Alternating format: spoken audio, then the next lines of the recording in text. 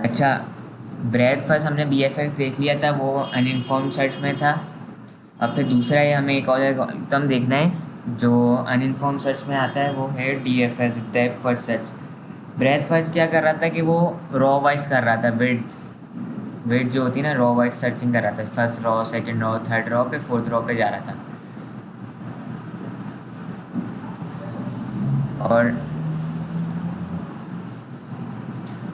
और depth first search क्या करेगा, ये जो है एक डेप्थ में चलता है, पहले पूरी एक डेप्थ कंप्लीट करेगा। जैसे फर्स्ट करो तुम्हारी एक ये डेप्थ है, तो यहाँ से जा रहे हो तो ये पूरी कंप्लीट करेगा, फिर ये होता हुआ इस तरफ जाएगा, फिर इस तरफ, फिर इन दी एंड ये इस तरीके से होता हुआ फिर यहाँ एस पर आ जाएगा। इसकी ट्रेवर्सिंग मैं यहाँ से बताता हूँ तुम लोगों को। अगर मैं इसको पहले इसको डाउनलोड कर लेता हूँ पावर पॉइंट पे, फिर तुम्हें बताऊँगा कि ये ट्रेवर्स किस तरीके से करता है।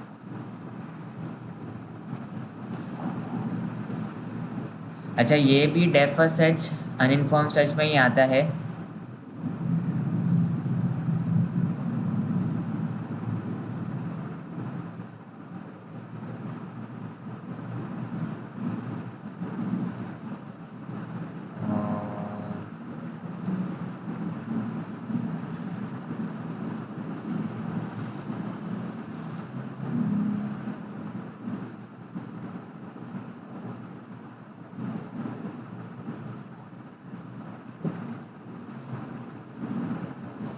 आ जाओ, पहले ज़रा इसकी थ्योरी पढ़ लेते हैं क्या, और ये इसमें चेंजेस क्या हैं। देखो, अनइन्फॉर्म तो है, लेकिन ये यहाँ डी बी एफ एच से कैसे ये डिफरेंस करता है कि इसमें जो डेटा स्ट्रक्चर यूज़ होती है वो होती है लीफो मेथड स्टैक की। लीफो में क्या होता है कि जो सबसे आखिर में है वही सबसे पहले आउट होगा, मतलब डिलीट या रिमूव होगा। तो मतलब जो सबसे एंड में पुश हुआ है वही सबसे फर्स्ट जो होगा एलिमेंट वो पुश होने वाला, पॉप होने वाला होगा। तो इसमें पुश और पॉप चलता है एक तरीके से। It is an inform search technique, it doesn't contain domain knowledge. वही बात है कि इसमें आपको प्रेजेंट नॉलेज पता होगी, गोल नोड का एग्जैक्ट रास्ते नहीं पता होंगे। Does not guarantee the solution, the complete solution इसमें। अच्छा, बी एफ एस में जो था सोल्यूशन गारंटेड था, हालांकि वो टाइम ले रहा था, लेकिन इसमें गारंटी नहीं है कि वो कंप्लीट सॉल्यूशन दे। तो कंप्लीट सॉल्यूशन का मतलब ये भी है कि इनकम्प्लीट भी दे रहा होगा। एक तो ये बात है, दूसरी बात क्या है कि ये मेमोरी कम कंज्यूम करता है या टाइम कम कंज्यूम करता है। इसका सबसे बड़ा जो ड्रॉबैक है ना डेप्थ फर्स्ट का, वो ये है कि अगर ट्री जो है एक साइड पे इनफाइनाइट जा रहा है ना, जैसे फर्ज करो कि इसकी ये डेप्थ तो 3 आगे ख़त्म हुई, चलो यहाँ पे तो इस सोल्यूशन है। फर्ज करो कि जैसे कोई ऐसा ट्री बना हुआ है जिसका लेफ़्ट साइड जो है या राइट साइड इनफाइनाइट चल रहा है, उसके नोट्स बनते ही जा रहे हैं, तो ये क्या होगा, डेप्थ फर्स्ट सर्च पे वहाँ जाके इनफाइनाइट लूप पे चला जाएगा, और वो फिर वहीं पर एक ही साइड पे जाके फंस जाएगा, और वो इनफाइनाइटली चलता रहेगा, चलता रहेगा, चलता रहेगा, ये कभी एंड ही नहीं होगा। तो इसका सबसे बड़ा डेप्थ फर्स्ट सर्च का ड्रॉबैक ये है।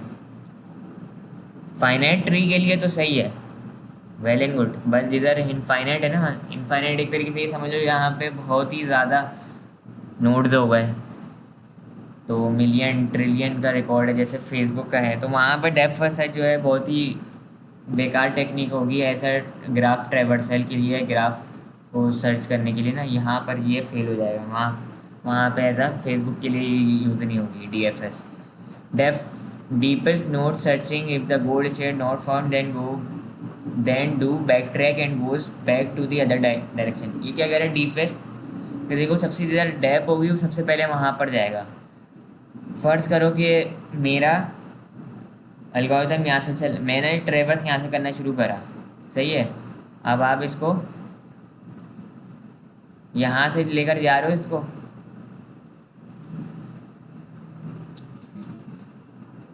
इसको यहाँ एस से गया, फिर बी पर, बी के बाद ये एफ गया, तो ये इसका भी देखो डीपेस्ट नोड अभी इस साइड का एफ है।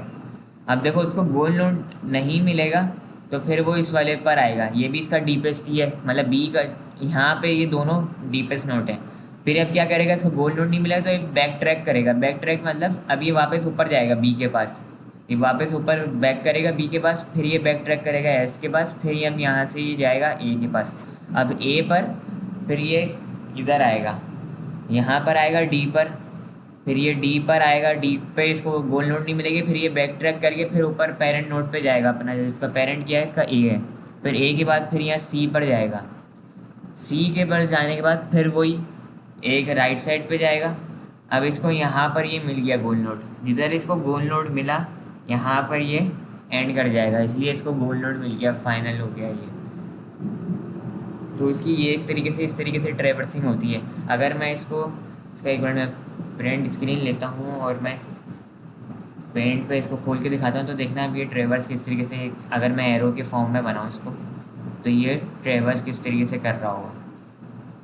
और इसका ले लेते हैं, ये देखो ये यहाँ से जाएगा सबसे पहले, इस तरीके से जाएगा, जो ग्राफ होगा ना ट्रेवर्स करता हुआ, फिर ये इधर आ रहा होगा, ये इस तरीके से जाएगा। फ़र्ज़ करो कि अगर हम अभी तो हमारा गोल नोड क्या है, एच है, सही है, तो यहाँ पर आकर ये रुक जाएगा। अगर एच नहीं हो तो फिर ये पूरा, अगर मैं ग्राफ को ट्रेवर्स करूँ तो पूरा ग्राफ इस तरीके से ट्रेवर्स होगा कि यहाँ से ये स्टार्ट हुआ है और यहाँ पर ये आके एंड हो गया। ये स्टार्ट है और ये वाली चीज़ क्या है, एंड पार्ट है। तो मतलब यहाँ से आपने स्टार्ट करा इसको और फिर ये होता हुआ इस तरीके से जाएगा। और जबकि जो आपका ब्रेकफास्ट था, अगर इधर आ जाओ और इसका अगर हम प्रिंट स्क्रीन लें, तो ब्रेकफास्ट में क्या था कि वो इस तरीके से करता था ट्रेवर्सिंग, सही है, तो ये इस तरीके से करता था।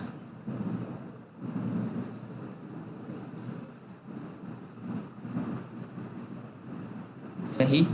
और अब आ जाओ, जाहिर सी बात है कि ऑप्टिमल नहीं है, इसलिए ऑप्टिमल इसलिए नहीं है कि अगर एक साइड या कोई भी एक ऐसी ट्री की नोट इनफाइनाइट जा रही होगी तो वो तो इनका इनफाइनाइट लूप में फंस जाएगा और फिर वो चलता ही रहेगा, और फिर वो ऑप्टिमल सोल्यूशन तो दे ही नहीं सकता ना। तो गारंटेड नहीं है कि ऑप्टिमल सोल्यूशन दे, हो सकता है कभी दे, हो सकता है नहीं दे, इसलिए गारंटी नहीं है। अगर जिधर इनफाइनाइट नोट्स आ गई तो वहाँ पर ये फंस जाएगा और वहाँ पर ये इसका फेलियर है, सबसे बड़ा फेलियर है, ड्रॉबैक है इसका DFS का। अब देखो ये वही वाला है ट्री जो हमने BFS के लिए भी करा था, अब हम इसके लिए भी सॉल्व करेंगे, लेकिन इसको अब हम कैसे सॉल्व करेंगे, इसको हम in the form of stack पे करेंगे। यहाँ पर हम पहले, इससे पहले क्या कर रहे थे, क्यू ले रहे थे, अब हम यहाँ पर इसको क्या लोगे, अब यहाँ पर आप स्टैक लोगे। और फिर यहाँ तो वही है, विजिटेड का मतलब पूरा वही है कि आप पूरी चेन बता रहे हो ट्रेल के, कहाँ से आपने स्टार्ट करा और फिर इन दी एंड कहाँ पर गए थे होते होते। अच्छा, हमारा ये है, मैं इसको प्रिंट स्क्रीन कर लूँ ताकि एक दूसरी जगह खोल लूँ इसको, ताकि देखने में ये हमें आसानी हो। और सही है, इसको इधर ले आओ और इसको जूम कर दो इधर।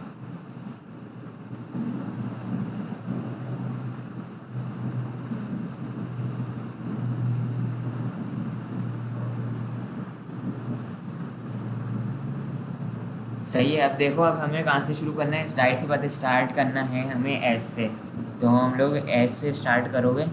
अब एस में वही है, सबसे पहले दो नोड्स आ जाएंगे आपके पास, ए और बी। पहले तो एस पे थे तो एस ही विजिट हुआ है, उसके बाद एस से अब हम नीचे जाओगे तो ए और बी तो नोट कर लोगे आप, उसके जो दोनों चाइल्ड नोट्स हैं, हमेशा चाइल्ड नोट्स तो नोट करोगे आप। ए और बी नोट कर लिया तो अब आपकी ट्रेल क्या हो गई, एस, ए और बी हो गई। अच्छा, अब याद रखो कि हम पहले BFS में लेफ़्ट साइड से रिमूव कर रहे थे। लेफ़्ट साइड से इसलिए जो सबसे पहले आ रहा था, जो सबसे पहले रिकॉर्ड हमें मिला था, हम उसको सबसे पहले ट्रीट करके उसको रिमूव करें।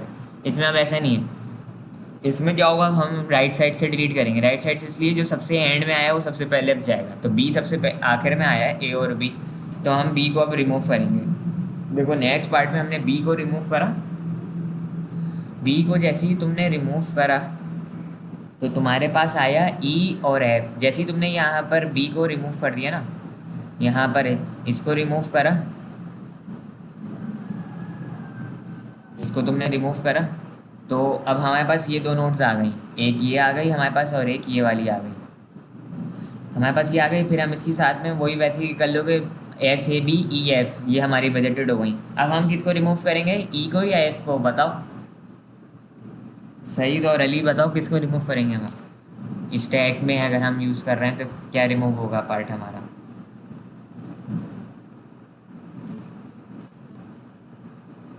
एफ। और सही, तुम बताओ।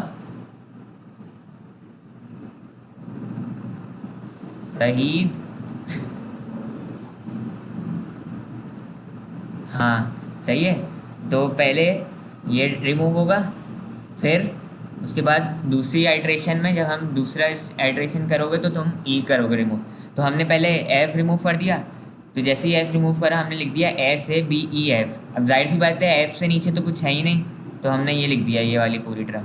अब उसके बाद ई रिमूव करोगे, ई से देखो नीचे कोई निकलना है, कोई नीचे है ही नहीं, चाइल्ड है ही नहीं उसका, जाहिर सी बात है ई जो है लीफ नोड है, तो ये भी जो है हम फिर से एक दफ़ा ये लिख देंगे। अब ए पे जाओगे, सही है। अब यहाँ से बैक ट्रैक हो गए, अब इधर आओगे, तो ये तो हमारा कंप्लीट हो गया पूरा। अब यहाँ से होते हुए हम इधर आ गए। अब हम यहाँ पर आ गए, अब ए को। अब ए को हम जैसे ही रिमूव करोगे, तो अभी तो हमारा ट्रेल वही बन रहा है, एस बी एफ और एस बी ई और एफ ही बन रहा है अभी हमारा ना ट्रेल।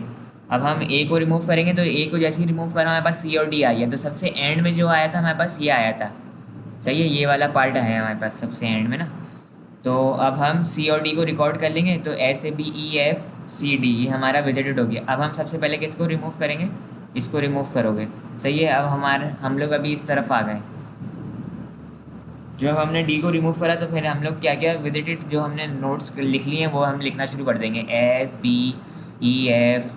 फिर उसके बाद हमारे पास क्या था, ई एफ के बाद सी और फिर डी था, हमारे पास सी और डी हो गया ये पर। अब उसके बाद हम किसको रिमूव करेंगे, उसके जाहिर सी बात है उसके जो जो हमारे पास अभी स्टैक में बचा हुआ है, स्टैक में अभी सी बचा हुआ है, तो सी को रिमूव करोगे जी और एच आ जाएगा। जैसे ही जी और एच आया तो हमारे पास ये अब ट्रेल नहीं आ जाएगी, S A B E F C D G H. अब हमारे पास आखिरी एलिमेंट सबसे पहला राइट साइड वाले से रिमूव करोगे, तो ये हमारा रिमूव होगा ये वाला पार्ट ना, तो ये रिमूव हो गया। तो जी बचा हमारे पास स्टैक में, जो हमारे पास स्टैक में जी बच गया।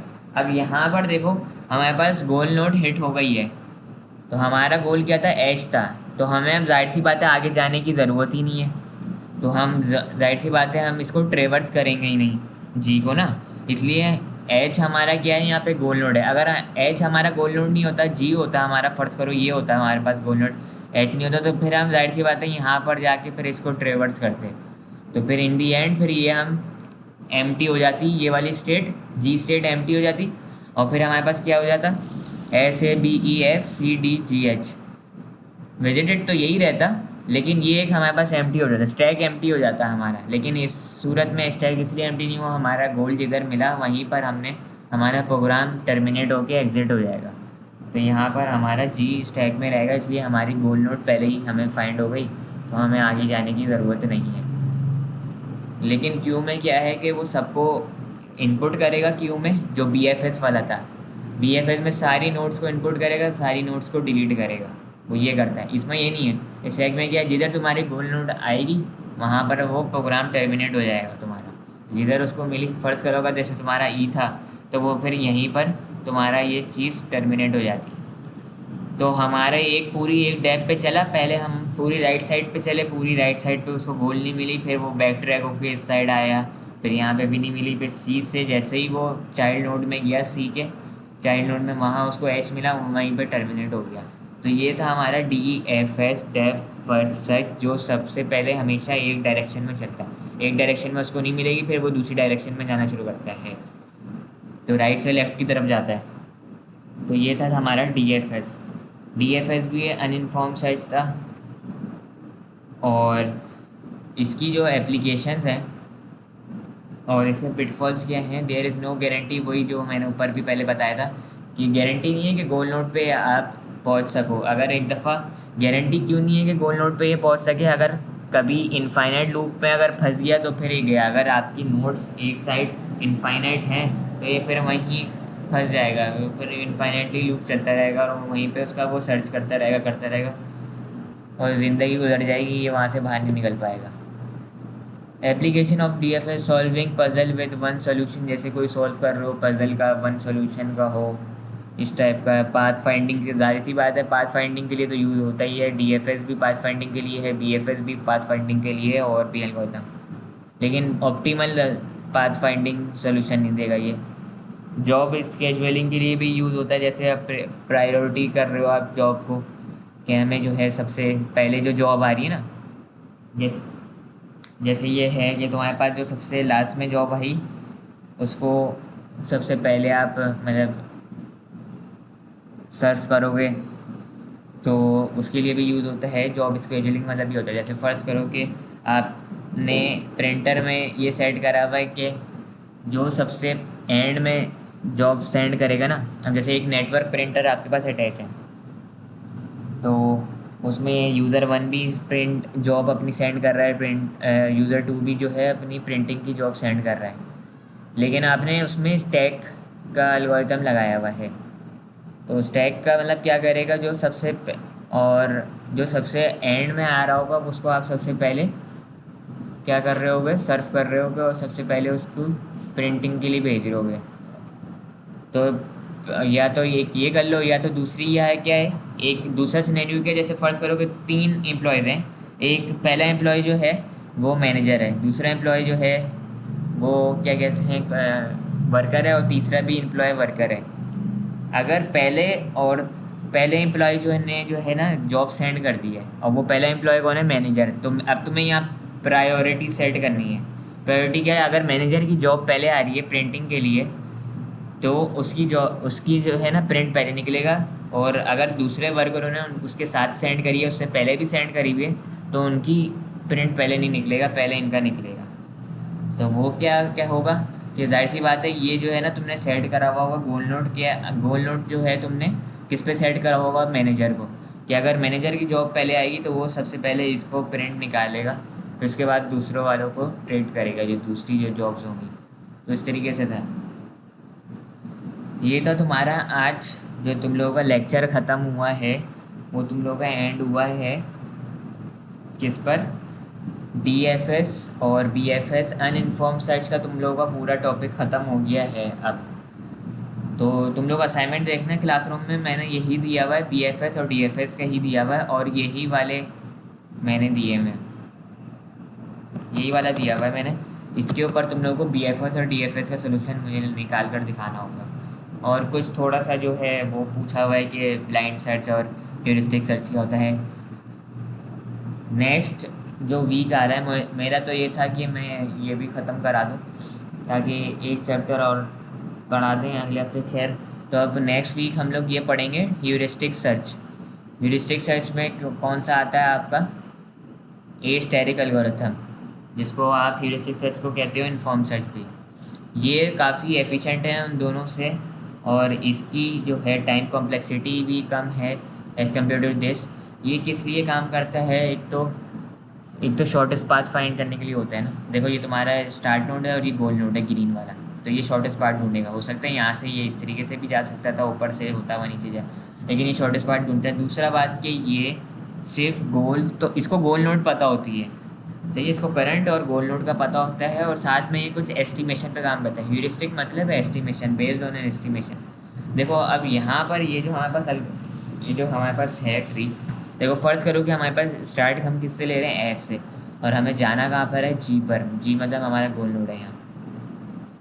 तो अगर हम यहाँ पर जा रहे हैं तो देखो यहाँ पर, अब देखो वेटेड ग्राफ है ये, जो हमने यहाँ पर ये वाली चीज़ें मैंने बताई थी ना तुम लोगों को, ये वाली जो एक थी, ये यहाँ पर आपस में कुछ ग्राफ के दरमियान वेट डिफाइन होंगे। तो यहाँ पर ह्यूरिस्टिक्स में वेट डिफाइन है कि देखो एस से बी का जो रास्ता है वो 4 है, 4 तो है, लेकिन एस की जो अपनी वैल्यू है वो क्या है, 14 है, बी की अपनी वैल्यू क्या है, 12 है, एफ की 11 है, सी की 11 है, डी की 6 है।